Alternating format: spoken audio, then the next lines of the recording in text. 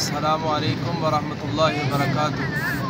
ان الحمد للہ والصلاة والسلام علی رسول اللہ، اما بعد فاعوذ باللہ من الشیطان الرجیم، بسم اللہ الرحمن الرحیم۔ یا ایھا الناس اتقوا ربکم الذی خلقکم من نفس واحدہ وخلق منها زوجها وبث منهما رجالا کثیرا ونساء فاتقوا اللہ الذی تساءلون به والارحام ان اللہ کان علیکم رقیبا۔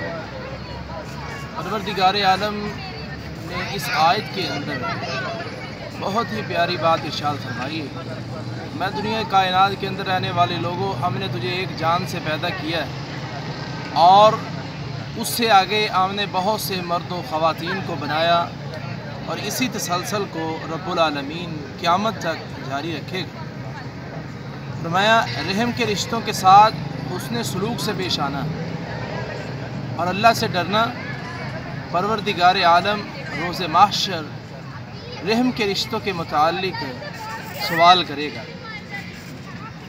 اسی طرح یہ شادی کا جو بندھن ہے، یہ رحم کے رشتوں کو بہترین انداز سے ایسے جوڑتا ہے کہ ایک مرد اور ایک خواتین کا رشتہ آپس کے اندر طے ہوتا ہے، اور رسول اللہ صلی اللہ علیہ وسلم نے فرمایا النکاح سنتی ومن رغب عن سنتی فلیس منی۔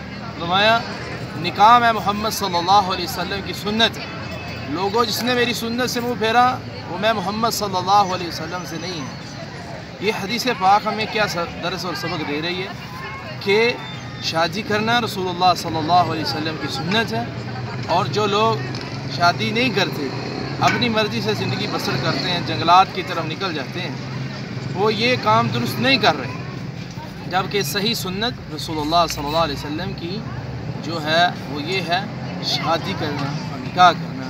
اللہ رب العالمین ہمیں عمل کرنے کی توفیق عطا فرمائے، اور ہمارے اس پیج کو لائک کریں، شیئر کریں۔ رب العالمین عمل کی توفیق عطا فرمائے۔